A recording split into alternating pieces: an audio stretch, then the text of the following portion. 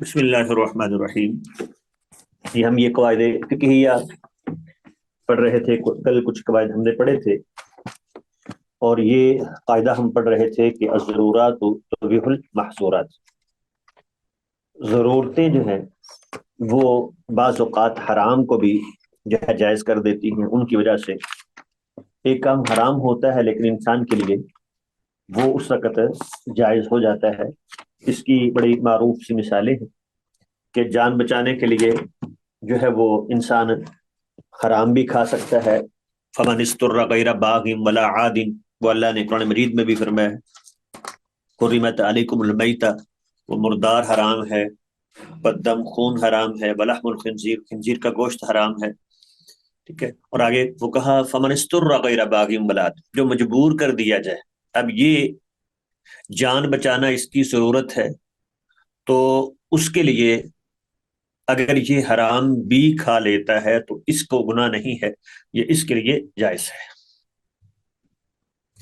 اسی طرح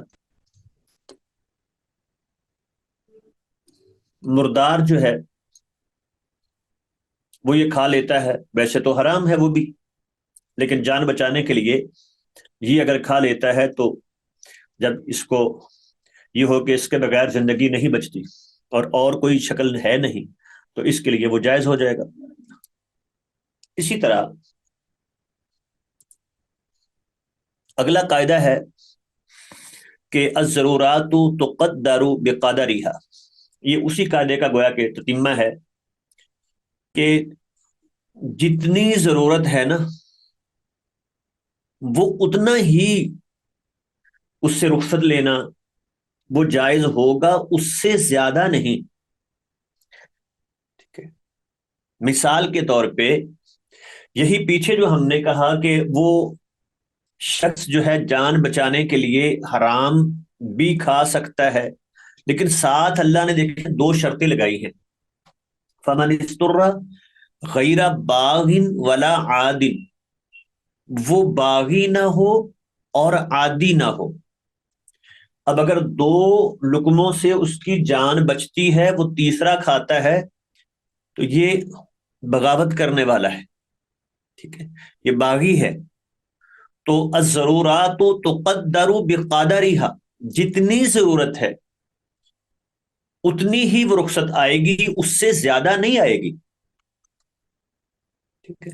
اسی طرح انسان بیمار ہے تو اس کے لیے بیٹھ کے نماز پڑھنا جائز ہے، لیکن ٹھیک ہو گیا رخصت ختم۔ جتنی ضرورت تھی جب تک وہ بیمار تھا تب تک یہ مجبوری تھی، ٹھیک ہے، تب تک اس کو یہ رخصت تھی، اجازت تھی۔ جب یہ اس کا مسئلہ ختم ہو گیا، وہ ضرورت ختم ہو گئی تو حکم بھی ختم۔ جتنی ضرورت ہے اتنی ہی۔ ایسے ہی ایک شخص جو ہے وہ محتاج ہے، ضرورت مند ہے، تو اس کے لیے سوال کرنا جائز ہے، لیکن کتنا کہ اس کا جو ہے وہ کوئی ذریعہ نکل آئے۔ جب اس کا کوئی ذریعہ نکل آیا تو بس اب ختم، وہ اتنی ہی اس کو اجازت تھی۔ اب یہ نہیں کہ ایک بار ادھر پیش آ گیا ہے تو ساری زندگی جو ہے اس ادھر کو لے کے تو اب وہ مانگنا شروع کر دے، سوال شروع کر دے، تو یہ نہیں ہے۔ الضرورات تقدر بقدرها، یعنی جتنا ادھر ہے اتنی ہی اجازت ہے، جب ادھر ختم تو وہ رخصت بھی ختم۔ اگلا قاعدہ ہے المشقۃ تجلب التیسیر، مشقت جو ہے وہ آسانی لاتی ہے، یعنی جہاں وہ مشقت آئے گی شریعت وہاں آسانی پیدا کر دیتی ہے۔ یہ بات ہم نے کل بھی کی تھی۔ ایک ہے وہ مشقت جو عام لوگ عادی ہیں، جس کے روٹین میں ہے، وہ تو ہر عمل میں ہوتی ہے۔ یہ وہ مشقت ہوتی ہے جس کے عام لوگ عادی نہیں ہوتے، تو ایسی صورت میں یا تو یہ ہوتا ہے کہ شریعت وہ حکم ہی ختم کر دیتی ہے، یا جو ہے وہ اس میں کچھ نرمی کر دی جاتی ہے۔ مثال کے طور پہ مسافر جو ہے اس کے لیے روزہ رکھنا مشقت ہے، اس میں تو شریعت نے کیا کیا، اس کو اجازت دے دی روزہ چھوڑ دے، وہ بعد میں رکھ لے، فعدۃ من ایام اخر، آسانی آ گئی اس کے لیے۔ اسی طرح فسخ نکاح جو ہے، اگر بیوی کو یا خامد کو وہ کسی عیب کی خبر ملتی ہے کہ بیوی میں یہ عیب تھا، مجھے دھوکہ دیا گیا، بتایا نہیں گیا، یا خامد میں یہ عیب ہے، بیوی کو دھوکہ دیا گیا، بتایا نہیں گیا، وہ نکاح فسخ کر دیں۔ اسی طرح معاملات میں، بیع میں یہ ہے، اگر چیز میں عیب نکل آیا تو اسے یہ اختیار حاصل ہے کہ وہ چیز کو واپس کر دے، کیونکہ اس کے لیے جو ہے وہ یہ مشقت ہے۔ مثلا عورت ہے تو اب ایسے شخص کے ساتھ جس میں کوئی ایسا عیب موجود ہے، اب یہ اس کے ساتھ ہر صورت میں زندگی بسر کرنی ہے کہ نکاح ہو گیا ہے، نہیں، شریعت نے آسانی لے کر دی، نکاح فسخ کر دے۔ اسی طرح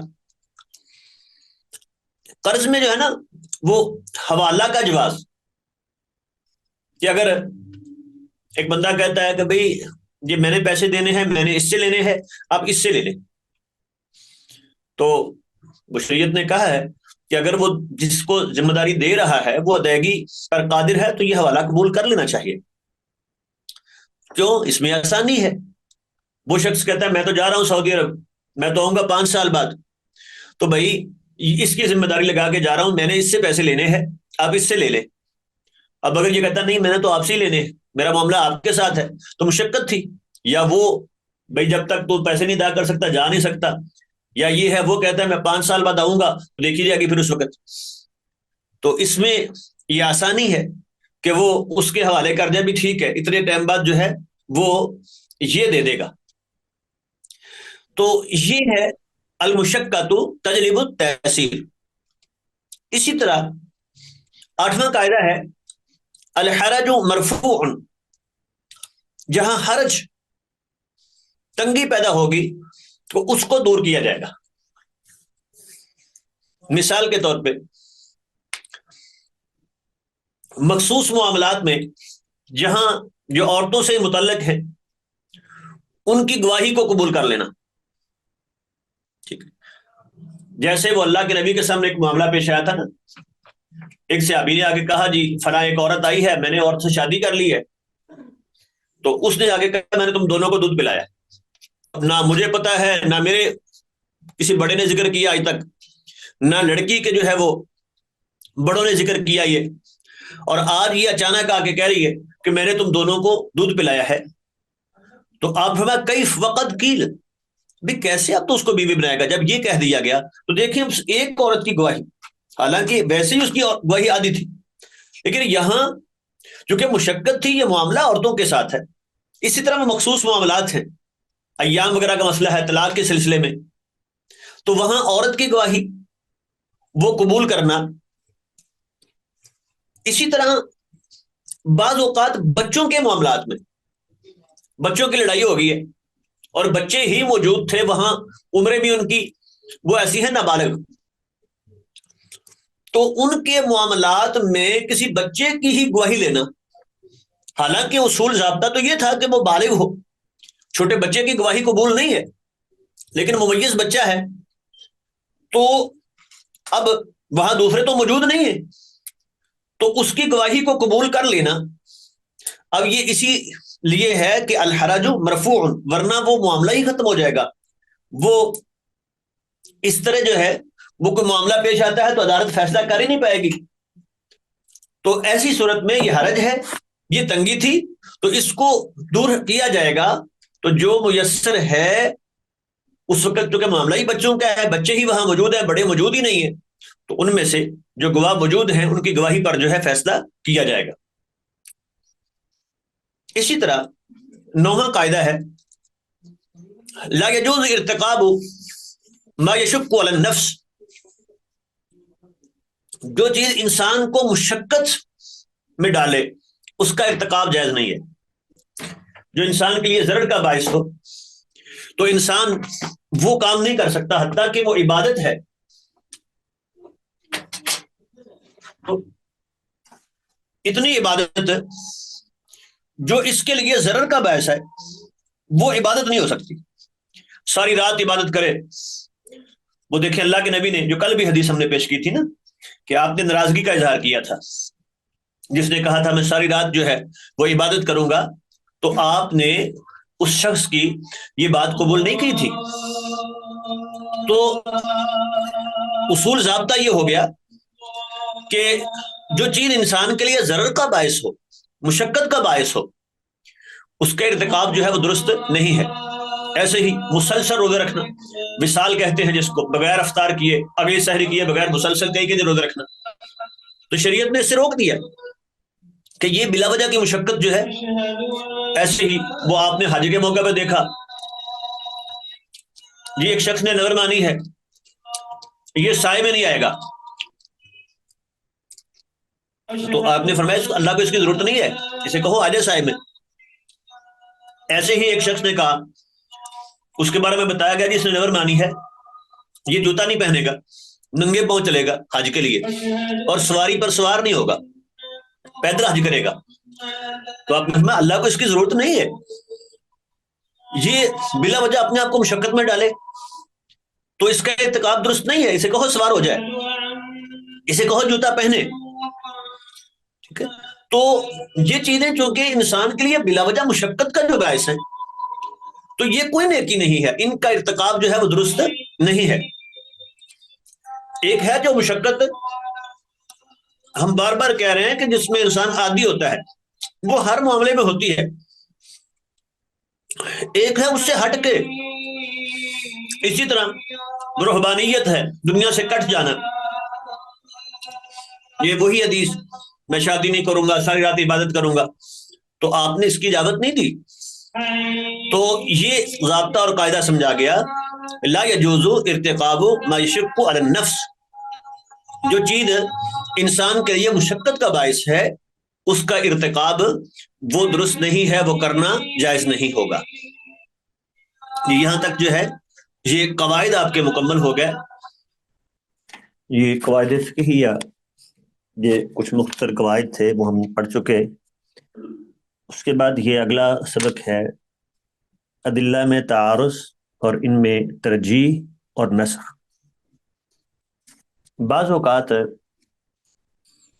ہمارے سامنے بظاہر دو دلیلیں اس طرح کی آ جاتی ہیں کہ ان میں ظاہری طور پہ ٹکراؤ نظر آتا ہے کہ ان کا مفہوم آپس میں مخالف ہے, اور وہ ٹکراؤ بھی ایسا ہوتا ہے کہ ان میں کوئی آپس میں تطبیق بھی ممکن نہیں ہوتی. یا تو ہوتا ہے نا کہ دونوں کا ایسا مفہوم بیان کیا جائے کہ دونوں پر ہی عمل ہو جائے, اسے کہتے ہیں تطبیق دینا. تو کبھی یہ ہوتا ہے کہ یہ بھی ممکن نہیں ہوتا.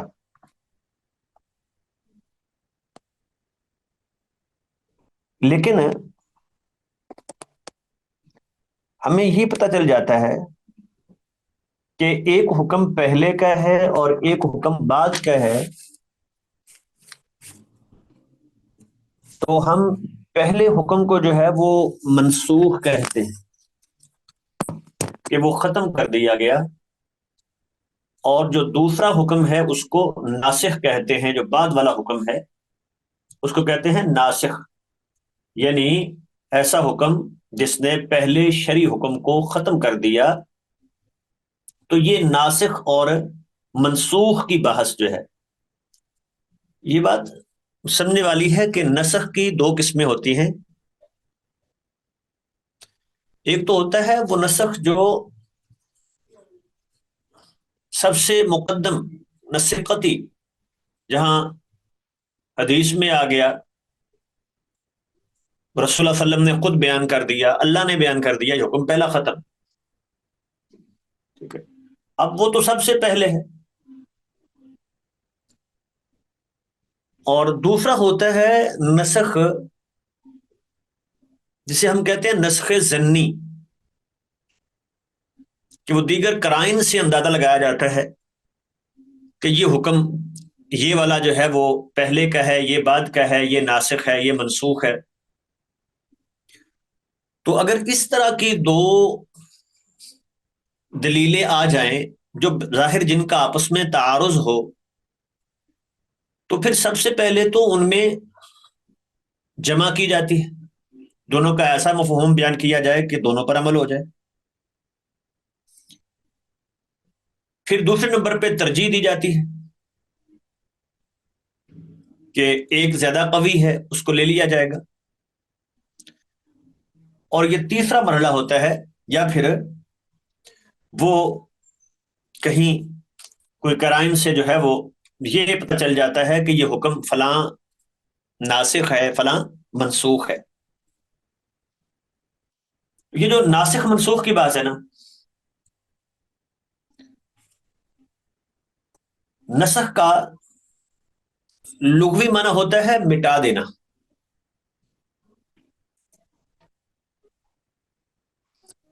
تو جیسے کہا جاتا ہے عربی زبان میں،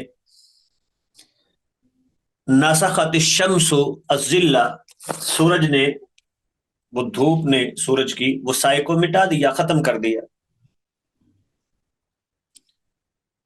تو نسخ کا لغوی معنی کیا ہے؟ مٹا دینا۔ اور اصطلاحی تعریف نسخ کی یہ ہے کہ بعد والے شرعی حکم سے پہلے شرعی حکم کو ختم کر دینا۔ بعد والا جو شرعی حکم ہے اس کے ساتھ پہلے شرعی حکم کو ختم کر دینا، اسے کہتے ہیں نسخ۔ ٹھیک ہے؟ اور جو پہلا شرعی حکم ہو اس کو منسوخ کہتے ہیں، یعنی جس کو ختم کر دیا گیا۔ اور جو بعد والا شرعی حکم ہے اس کو ناسخ کہتے ہیں، کہ جس کے ساتھ جو ہے وہ شرعی حکم وہ ختم کیا گیا۔ تو یہ ہے ناسخ اور منسوخ کی بحث۔ تو ابھی ہم نے اس کی لغوی اور اصطلاحی تعریف دیکھ لی۔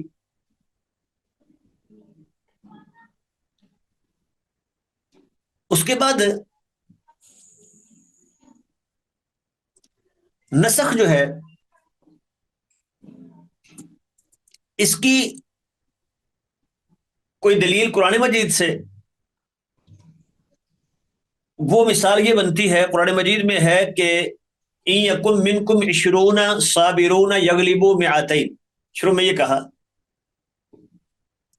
کہ اگر تم میں سے 20 لوگ ہوں، صبر کرنے والے ہوں، تو وہ 200 پر غالب آئیں گے۔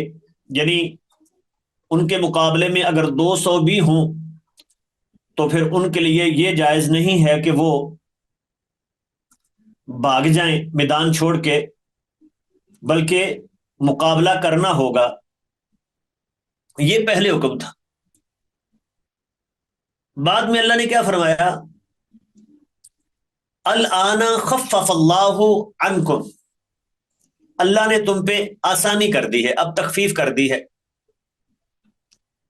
وعلم ان فیکم ضعفا، اور تم نے کمزوری کو جان لیا ہے۔ فَإِن يَكُن مِّنكُم مِّئَةٌ صَابِرَةٌ يَغْلِبُوا مِئَتَيْنِ، پہلے تھا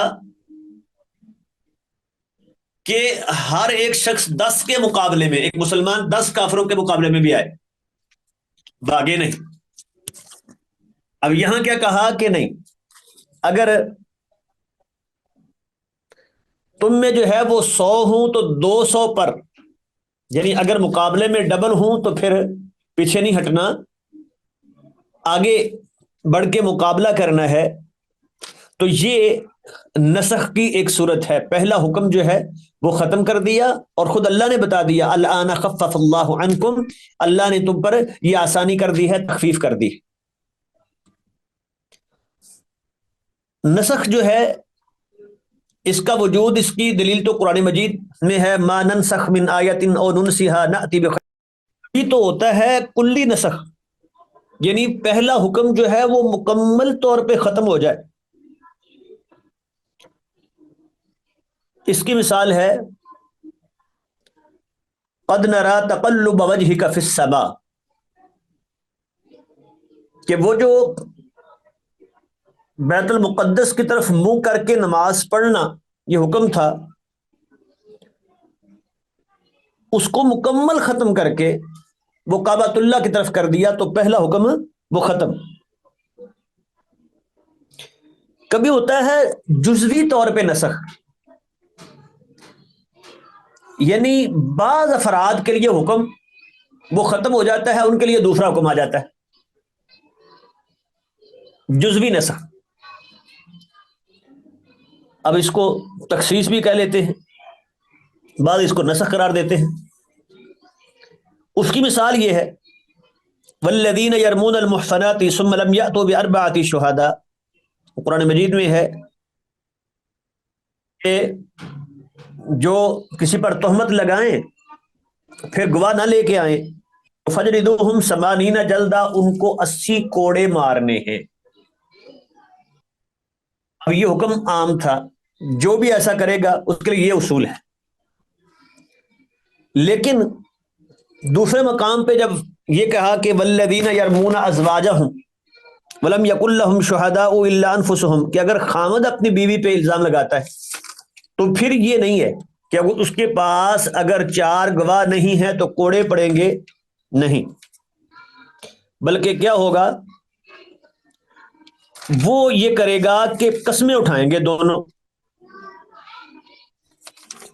تو دیکھیں یہ اس کے لیے وہ پہلے والا حکم نہیں رہا، خامند کے لیے اب اس کو تخصیص کہیں یا یہ کہیں کہ وہ خامند کے لیے حکم جو ہے وہ نسخ ہو گیا ہے، پہلا ختم ہو گیا، اس کے لیے یہ دوسرا حکم آ گیا، تو یہ اسے کہتے ہیں جزوی نسخ۔ 8 بجے کے بعد جی۔ تو اسی طرح اگلی بحث ہے کہ نسخ کی شرائط کیا ہے۔ تو نسخ کی شرائط میں پہلی شرط یہ ہے کہ وہ شرعی حکم ہو۔ منسوخ جو ہے نا شرعی حکم ہوتا ہے، ٹھیک ہے، خبر نہیں۔ کوئی قصہ کہانی ہے، کوئی خبر ہے تو اس میں نسخ نہیں ہے۔ اس لیے یہ جو ہر سال مسئلہ پیش آتا ہے نا کہ عاشورہ کے روزے کے حوالے سے 9 کا رکھنا ہے کہ 10 کا رکھنا ہے، تو ہمارے ایک محترم عالم دین ہیں حافظ شریف صاحب حفظہ اللہ، تو ان کا ایک میسج جو ہے وہ پچھلے چند سالوں سے وہ بڑا معروف ہے، لوگ ان دنوں گروپ میں سینڈ کرتے ہیں۔ انہوں نے یہ نقطہ پیش کیا کہ دیکھیں وہ جو آپ نے کہا تھا نا کہ عاشورہ کا روزہ جو ہے یکفر السنہ، وہ ایک سال کے گناہوں کا روزہ ہے، وہ خبر ہے اور خبر میں نسخ نہیں ہوتا۔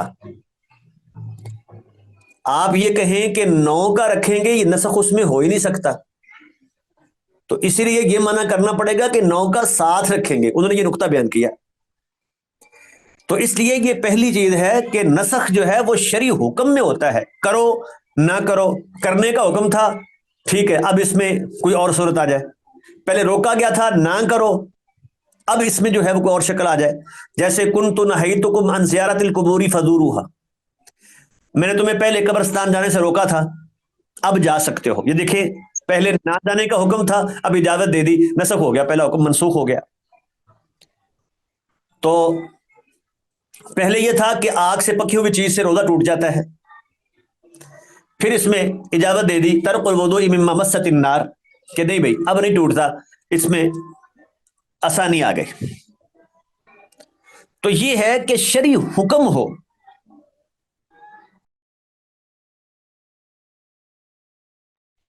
وہ ناسخ بھی شرعی حکم ہی ہو، ناسخ جو ہے وہ دلیل شرعی ہو، وہ قیاس قیاس سے نسخ نہیں ہو سکتا۔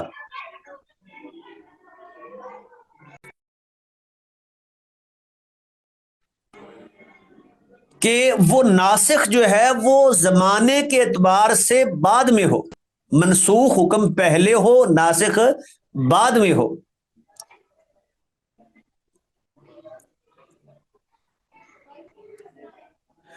اور تیسری چیز ہے کہ وہ دونوں جو حکم ہیں ان کے درمیان تضاد ہو. اگر تضاد نہیں ہے تو پھر اس کو نسخ کہیں گے ہی نہیں.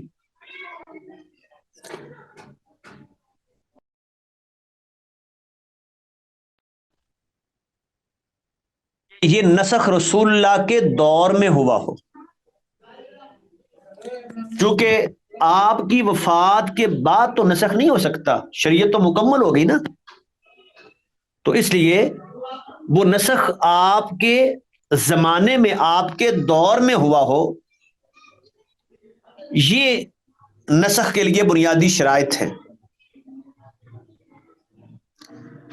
اس کے بعد نسخ کی حکمت کیا ہے، کیوں حکم منسوخ ہوا. اس سے پہلے اگر یہ بات سمجھ لینا کہ بعض لوگ یہود جو ہیں وہ نسخ کے قائل نہیں ہے، اسی طرح بعض شیعہ گروہ وہ نسخ کے قائل نہیں ہے.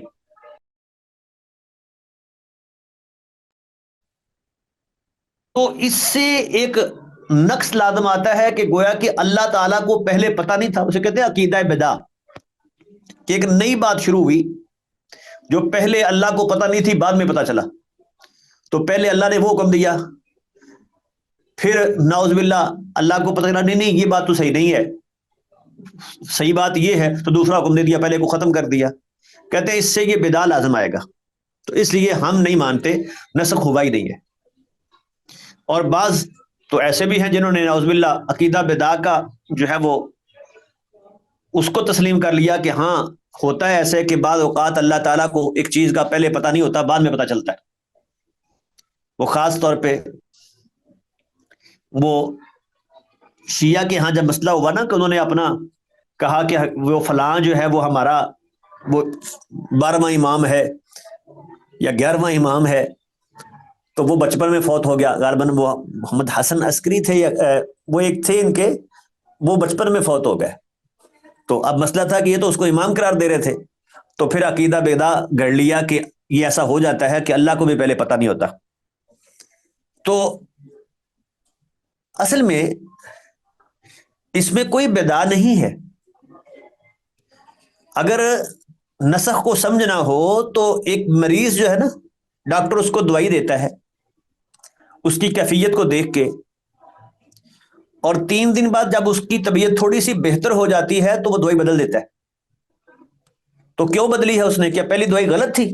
نہیں، وہ ٹھیک تھی، لیکن بیماری کی اس کیفیت کے لیے ٹھیک تھی جو اس وقت تھی. اب اس وقت جو بیماری کی کیفیت ہے اس کے مطابق اور دوائی چاہیے تھی، ڈاکٹر نے دوائی بدل دی. تو ایسے ہی اللہ تعالی کے احکام بھی حکمت پر مبنی ہے. تو اس میں یہ جو تدریج ہے نا کہ آہستہ آہستہ، کہ شروع میں ان کے لیے وہ حکم بہترین تھا اس وقت، لیکن جب تھوڑی سی تربیت ہو گئی، آگے آ گئے، تو اب اللہ تعالیٰ نے دوسرا حکم نازل کر دیا. تو ایک تو اس میں حکمت ہوتی ہے تدریج کی، ٹھیک ہے، تاکہ آہستہ آہستہ اگر ایک ہی بار جو حکم نازل کیا جائے نا تو شاید لوگوں کے لیے ماننا مشکل ہو جائے. جیسے وہ شراب کی مثال مشہور ہے کہ اگر وہ لوگ تو سمجھتے تھے کہ اس کے بغیر تو زندگی ممکن ہی نہیں ہے، اب وہاں اچانک کہہ دیا جاتا بس چھوڑ دو ایک لمحے میں، تو وہ کہتے پھر ہم مسلمان ہی نہیں ہوتے، کیسے کریں گے ہم، جیسے تو رہ ہی نہیں سکتے. تو نہیں، پہلے ذہن تیار کیے کہ بھائی اس میں کچھ فائدہ ہے لیکن اس کا نقصان زیادہ ہے. پھر کہا لا تقربوا الصلاۃ وانتم سکارا، بھی اگر پی لی ہے تو نماز پڑھنے نہیں آنا. اب کچھ لوگ رک گئے کہ یہ تو نماز سے روکتی. تو جب کچھ ذہن تیار ہو گئے، وہ آہستہ آہستہ آمادہ ہو گئے، تو اب حکم نازل کر دیا کہ بھائی بس اب حرام ہے. تو یہ جو تدریج جو خود قرآن مجید کی جو نزول ہے نا اس میں بھی تدریج حکمت ہے. تو یہاں بھی تدریج جو ہے وہ ایک مقصد ہے بہت بڑا. اور پھر بعض اوقات نا وہ سیاسی حالات کا تقاضا، مثال کے طور پہ مکی دور میں وہ جہاد کی اجازت نہیں تھی، بس یہ تھا کہ صبر کریے. اور جب اللہ تعالیٰ نے جو ہے وہ قوت دے دی ایک ریاست مل گئی تو اب جو ہے وہ حکم جاری کر دیا. تو یہ کبھی وہ حالات کا بدل جانا یہ بھی ایک تقاضا ہوتا ہے. ٹھیک ہے. اب نسخ کی ارکان نسخ جو ہے نا وہ 4 ہیں. ایک ہے یہ نسخ یعنی ارتفاع الحکم، حکم کا اٹھ جانا، اور دوسرا ہے ناسخ. وہ ویسے تو حکم کو کہتے ہیں لیکن حقیقی ناسخ جو ہے وہ اللہ تعالی ہے. اور تیسری چیز ہے منسوخ، وہ حکم جس کو اٹھا لیا گیا. اور چوتھا ہے وہ منسوخ عنہ، جس سے اٹھایا گیا، وہ انسان، وہ مکلف جس کو حکم تھا اب وہ حکم اس سے اٹھا لیا گیا. تو یہ ہے چوتھی چیز. اس کے بعد نسخ میں نسخ کی کتنی قسمیں ہیں؟ تو نسخ کی پہلی صورت یہ ہے کہ قرآن کا نسخ جو ہے قرآن کے ساتھ ہو. ایک حکم پہلے بھی قرآن میں تھا، پھر وہ ختم کر کے قرآن کے دوسرے حکم نے کسی دوسری آیت سے اس کو ختم کر دیا گیا. تو قرآن کا نسخ قرآن کے ساتھ، اس کے تو سبھی قائل ہیں، یعنی جو مانتے. اس کی مثال ہے قرآن مجید میں ہے والذین یتوفون منکم یذرون ازواجا وصیۃ لازواجہم متاعا الی الحول غیر اخراج. پہلے کیا تھا؟ خاوند فوت ہو جائیں تو بیویوں کو کیا کرنا ہے؟ 1 سال تک جو ہے گھر میں رہنے دینا ہے. ٹھیک ہے. تو اب بعد میں یہ حکم جو ہے وہ ختم کیا گیا. یا اس کی مثال جو ہے خود اللہ نے قرآن مجید میں دی تھی کہ وہ جو بدکاری کرے نا تو کہا کہ ان کو گھر میں بند رکھو حتیٰ یتوفاہن الموت ویجعل اللہ لہن سبیلا، حتیٰ کہ موت آ جائے، موت تک جو ہے ساری زندگی ان کو بند کر کے رکھنا ہے، یا پھر اللہ تعالیٰ راستہ بنا دے. اور بعد میں وہ رجم کی آیات جو آ گئی تو اس نے وہ حکم ختم کر دیا. تو یہ دیکھیں پہلا حکم جو ہے وہ منسوخ ہو گیا، اس کی جگہ پر دوسرا حکم آ گیا.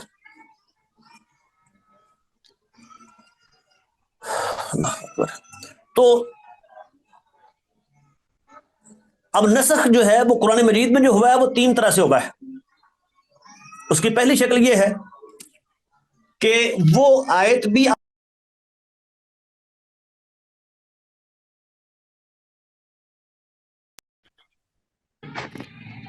جیسے سیدہ عائشہ رضی اللہ تعالی عنہ فرماتی ہیں کہ قرآن مجید میں یہ آیت موجود تھی ثم نسخنا بخمس معلومات، پھر 5 کے ساتھ ان کو منسوخ کر دیا گیا. تو دیکھیں وہ 10 رضاعات والی جو آیت ہے وہ نہ آیت موجود نہ اس کا حکم موجود. یہ ہے کہ تلاوت بھی منسوخ اور آیت بھی منسوخ. دوسری شکل یہ ہے کہ حکم تو منسوخ ہو گیا لیکن تلاوت ابھی موجود ہے، جس کا مقصد ہوتا ہے کہ بندوں کو اللہ کی رحمت کا احساس ہو کہ دیکھیں پہلے یہ حکم تھا، اللہ نے یہ آسانی کی ہے، تم پہ رحمت کی ہے. جیسے وَعَلَى الَّذِينَ يُطِيقُونَهُ فِدْيَةٌ طَعَامُ مِسْكِينٍ، پہلے یہ تھا کہ جو طاقت رکھتے ہیں وہ بھی روزہ نہ رکھے، فدیہ دے دیں، ٹھیک ہے. لیکن یہ حکم ختم ہو گیا اور آیت نازل ہوئی فمن شہید منکم الشہر فلیصمہ. تو اب یہاں دیکھیں وَعَلَى الَّذِينَ يُطِيقُونَهُ تلاوت موجود ہے، پڑھی جاتی ہے آیت، لیکن حکم اس کا وہ ختم ہے. فمن شہید منکم الشہر سے وہ حکم ختم ہو گیا. تیسری صورت یہ ہے کہ تلاوت تو اس کی منسوخ ہو گئی، وہ آیت موجود نہیں، لیکن اس کا حکم موجود ہے. وہ حضرت عمر رضی اللہ تعالی عنہ فرماتے ہیں کہ بھئی یہ جو رجم کی آیت ہے نا وہ پہلے قرآن مجید میں تھی، ٹھیک ہے، تو اب وہ آیت تو موجود نہیں ہے، اب تو صرف کوڑوں کی بات ہے۔ تو حٹمر کہتے ہیں کہ ایاکم ان تہلکوا، اس سے بچنا کہ تم ہلاک ہو جاؤ، آیت رجم کے حوالے سے، کہ کہنے والا کو یہ کہے کہ ہم تو کتاب اللہ میں یہ حد پاتے نہیں ہیں۔ کہتے ہیں کہ اذا زانیا فرجموہما، البتہ جب دو شخص جو ہے وہ مرد و عورت زنا کریں ان کو رجم کرو، فإنا قد قرأناها، یہ آیت ہم نے اس کو پڑھا۔ تو اب یہ دیکھیں کہ وہ آیت اب موجود نہیں ہے لیکن حکم اب بھی موجود ہے۔ شادی شدہ اگر بدکاری کرتا ہے تو اس کی سزا رجم ہے۔ اس لیے ان کے یہ الفاظ بھی ہیں، وہ کہتے ہیں قد قرأناها وعقلناها ووعیناها، ہم نے یہ الفاظ پڑھے، ان کو سمجھا، ان کو محفوظ کیا۔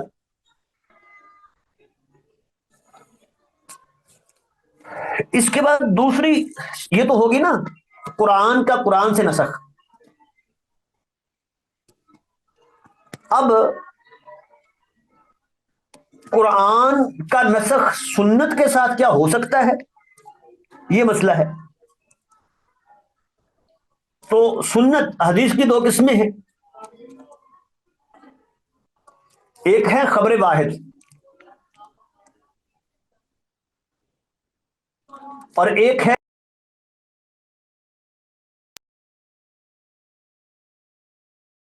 احاد کے ساتھ جو ہے وہ نسخ ہوتا ہے یا نہیں، اس میں اختلاف ہے۔ خبر متواترہ کے ساتھ جو ہے وہ تو سارے کہتے ہیں کہ نسخ ہو جاتا ہے،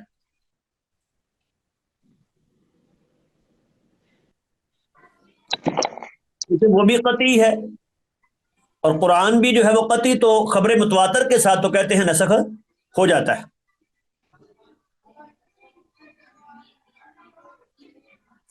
جیسے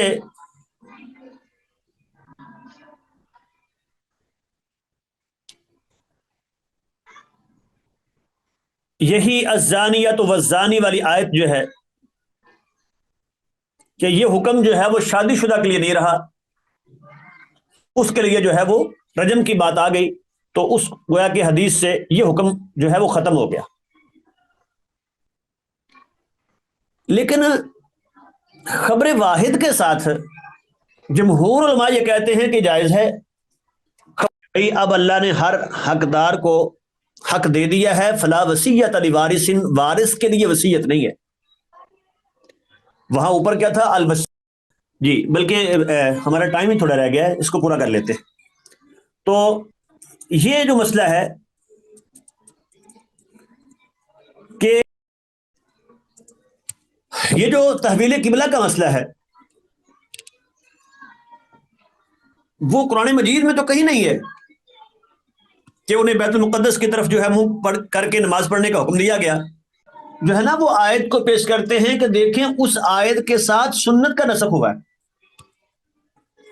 باقی پھر حدیث کا حدیث سے نسخ جو ہے اس کی چار صورتیں بنتی ہیں، خبر متواتر کا خبر متواتر سے نسخ، خبر احاد کا خبر احاد سے نسخ، اور خبر احاد کا متواتر سے نسخ، اور خبر متواتر سے احاد کا نسخ۔ یہ چار قسمیں جو ہیں وہ نسخ کی بنتی ہیں۔ اس کے بعد یہ ہے کہ نسخ کی پہچان کیسے ہوگی کہ یہ حکم منسوخ ہوا ہے، اس کی پہچان کے لیے ضابطہ اور قاعدہ کیا ہے؟ تو اس کے لیے سب سے پہلی بات یہ ہے کہ خود رسول اللہ صلی اللہ علیہ وسلم نے بتا دیا ہو، اس کو نسخ صریح کہتے ہیں، خود اللہ کے نبی نے بتا دیا ہو کہ یہ حکم منسوخ ہے۔ جیسے ہم نے مثال بھی پیش کی تھی نا، کنت نہیتکم عن زیارت القبور فزوروها، پہلے میں نے روکا تھا اب زیارت کرو، یعنی خود بتا دیا کہ یہ حکم منسوخ ہے۔ دوسرا ہے قول صحابی سے معلوم ہو، صحابی بتایا کہ یہ حکم منسوخ ہے۔ وہ صحابی کہتے ہیں کہ کانا آخر الامرین، وہ دو حکموں میں سے آخری حکم یہ تھا ترک الوضوء مما مست النار، کہ آگ سے پکی ہوئی چیز سے وضو نہیں ٹوٹتا. تو پہلے ہی حکم تھا کہ آگ سے پکی ہوئی چیز کھاؤ گے تو وضو ٹوٹ جائے گا، وضو کرو. تو کانا آخر الامر شابی کہتے ہیں. پتہ چل گیا کہ یہ حکم منسوخ ہو گیا. تیسری چیز ہے اجماع امت سے. لیکن یہ بات سمجھنے والی ہے کہ اجماع جو ہے خود ناسخ نہیں ہوتا، یہ نسخ کا پتہ دیتا ہے. یہ نہیں کہ اجماع سے حکم منسوخ ہو سکتا ہے، آج ساری امت کٹھی ہو جائے کہ فلاں حکم ہم منسوخ کر دیتے ہیں، ایسا نہیں ہو سکتا.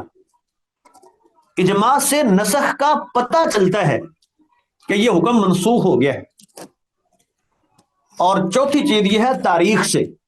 اگر تاریخ سے پتہ چلے کہ ایک حکم پہلے کا ہے ایک بعد کا ہے، ٹھیک ہے، تو وہ پھر تاریخ سے پہچاننے کے ان میں سے ایک یہ بھی ہوتا ہے کہ بیان کرنے والا صحابی ایک وہ پہلے اس نے اسلام قبول کیا ہے، دوسرا جو بعد والا ہے، تو ایک یہ بھی کرینہ ہوتا ہے کہ جو صحابی پہلی حدیث بیان کر رہا ہے وہ پہلے اسلام لایا، دوسرے والا جو ہے وہ بعد میں مسلمان ہوا. تو ایک کرینہ ہے، دیکھا جائے گا. اگر تو وہ کہتا ہے جو پہلے مسلمان ہونے والا کہ میں نے خود رسول اللہ صلی اللہ علیہ وسلم کو دیکھا، اور ہمیں پتہ چلتا ہے کہ اس نے صرف ایک بار دیکھا تھا جب وہ آیا تھا، وہ 6 ہجری میں مثال کے طور پہ آیا. اور جو دوسرا صحابی ہے وہ کہتا ہے میں نے بھی خود رسول اللہ صلی اللہ علیہ وسلم کو دیکھا، وہ آیا ہی 8 میں ہے، اس سے پہلے وہ آیا ہی نہیں. تو پتہ چل گیا کہ وہ حکم پہلے کا ہے، یہ حکم بعد کا ہے. تو تاریخ اس کو پہچاننے کے پھر اپنے ضابطے ہیں. کیسے پتہ چلتا ہے؟ تو یہ پتہ چل جائے کہ ایک حکم پہلے کا ہے اور ایک بعد کا ہے، تو جو پہلے والا حکم ہے اس کو منسوخ کہا جائے گا، اور جو بعد والا حکم ہے اس کو ناسخ کہا جاتا ہے. تو یہ ناسخ منسوخ کی بات ہے. آگے انشاءاللہ اس سے آگے پڑھیں گے. جہاں تک کوئی سوال ہے تو آپ کر سکتے ہیں.